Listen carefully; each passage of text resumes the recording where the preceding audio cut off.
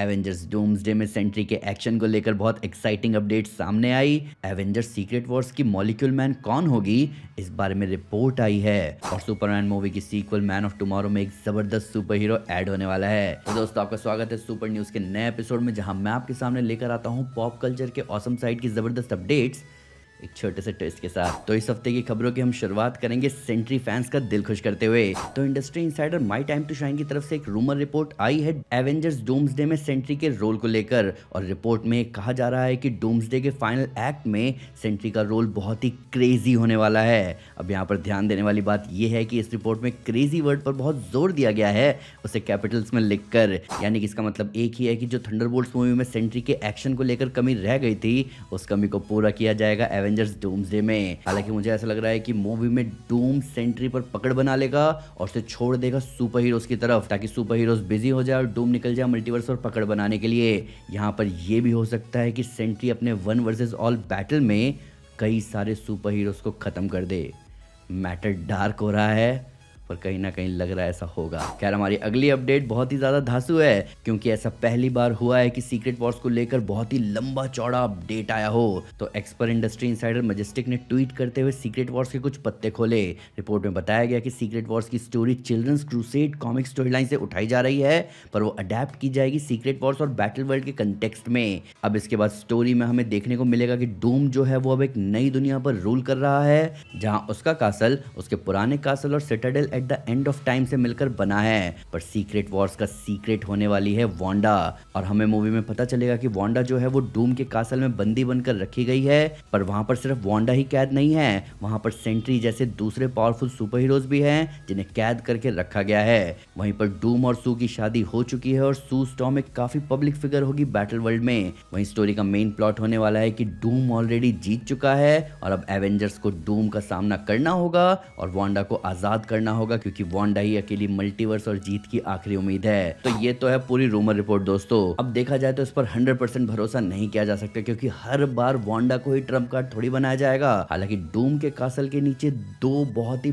Powerful reality manipulators का रहना कहीं ना कहीं थोड़ा बहुत सेंस बना रहा है, पर तब भी मैं कहूंगा कि यार वांडा को बार बार ऐसे यूज करना ठीक नहीं होगा। अब हमारी अगली अपडेट डूम्सडे से रिलेटेड है, और जैसे जैसे इन्फॉर्मेशन आते चली जा रही है हमारी थ्योरी सही होते जा रही है कि डूम्सडे कुछ और नहीं बल्कि इन्फिनिटी वॉर का रिक्रिएशन है। तो एक्सपर्ट ट्वीट करते हुए इंडस्ट्री इंसाइडर मजेस्टिक ने बताया कि उन्हें ऐसी खबरें मिली हैं कि डूम्सडे में 3 मेजर बैटल्स हमें देखने को मिलने वाले हैं।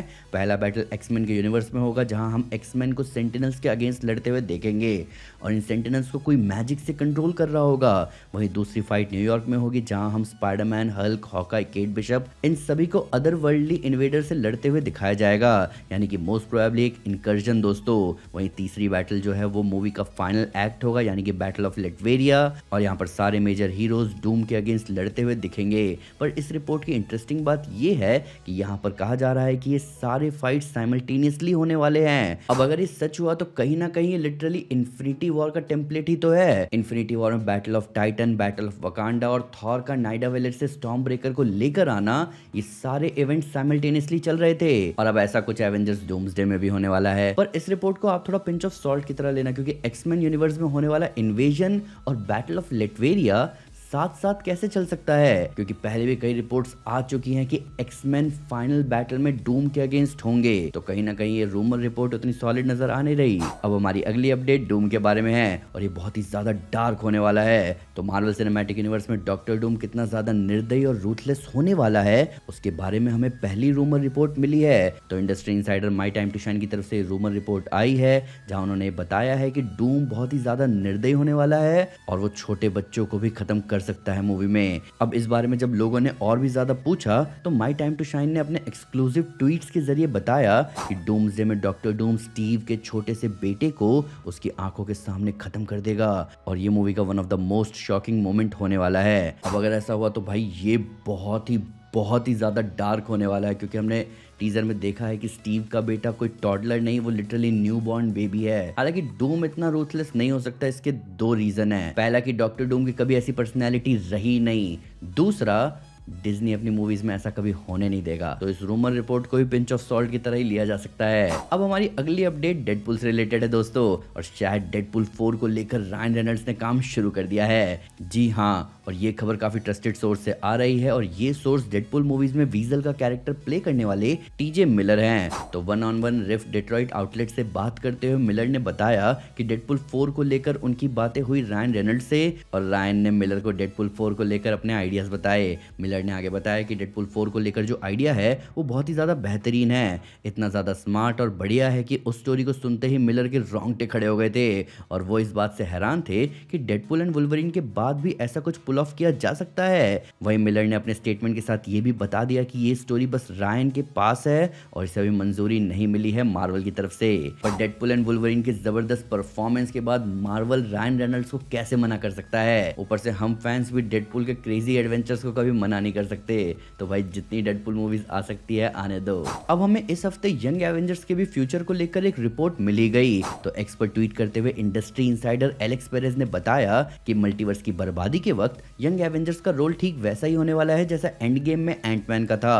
पर इसके साथ साथ एलेक्स ने यह भी कहा कि लोगों को अब वो पुराने कंसेप्ट आर्ट वाली थ्योरी छोड़ देनी चाहिए, क्योंकि मार्वल ने इस बार प्लॉट को बहुत चेंज कर दिया है। अब जिन्हें नहीं पता उन्हें मैं बता दूं कि 1-1.5 साल पहले डूम्सडे और सीक्रेट वॉर्स को लेकर कई सारे कंसेप्ट आर्ट्स लीक हुए थे, जिसमें हमने देखा था कि यंग एवेंजर्स की टीम स्टार-लॉर्ड और वोंग के साथ किसी बार में है। तो एलेक्स यहाँ उसी कंसेप्ट आर्ट की बात कर रहे हैं कि वो चीज अब नहीं होने वाली और कुछ और ही होगा मूवी में। अब हमारी अगली update Spiderman brand new day के टीजर से रिलेटेड है। तो मार्वल और सोनी बैक टू बैक हमारा दिल तोड़ते चले जा रहे हैं, क्योंकि टीजर रिसेंटली तो आता हुआ नहीं नजर आ रहा।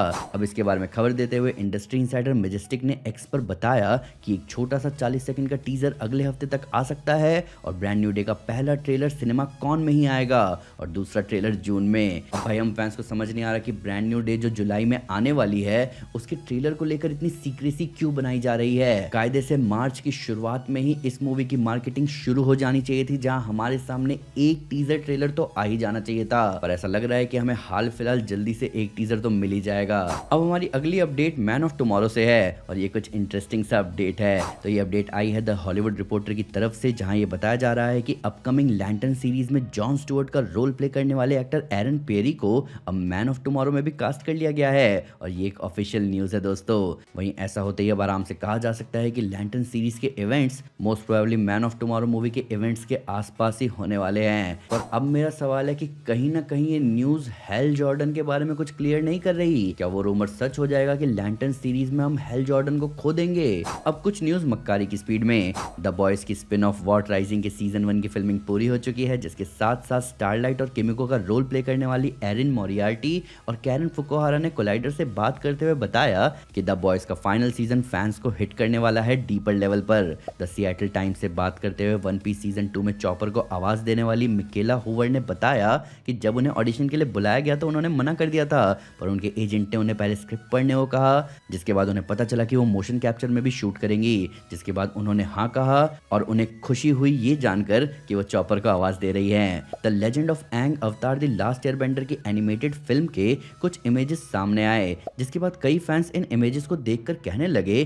कि उन्हें ये थिएटर में देखना है, पर ये एनिमेटेड फिल्म पैरामाउंट प्लस पर ही आएगी। रिक एंड मॉर्टी का सीजन 9 आने वाला है 24 मई को एडल्ट स्विम पर, जहां इस सीजन के कुछ फर्स्ट लुक इमेजेस भी सामने आए हैं। तो ये थी सुपर न्यूज इस हफ्ते की।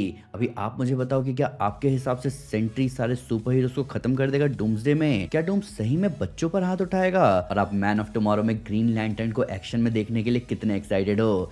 आइए इन सब के बारे में कमेंट्स में डिटेल में बात करें। वीडियो अच्छी लगे तो लाइक जरूर करें, चैनल को सब्सक्राइब करना ना भूलें, साथ ही साथ एक स्टेप आगे आकर अपने फेवरेट चैनल को सपोर्ट करें मेंबरशिप लेकर। Thank you guys, this is Aman Sinha and you are super super.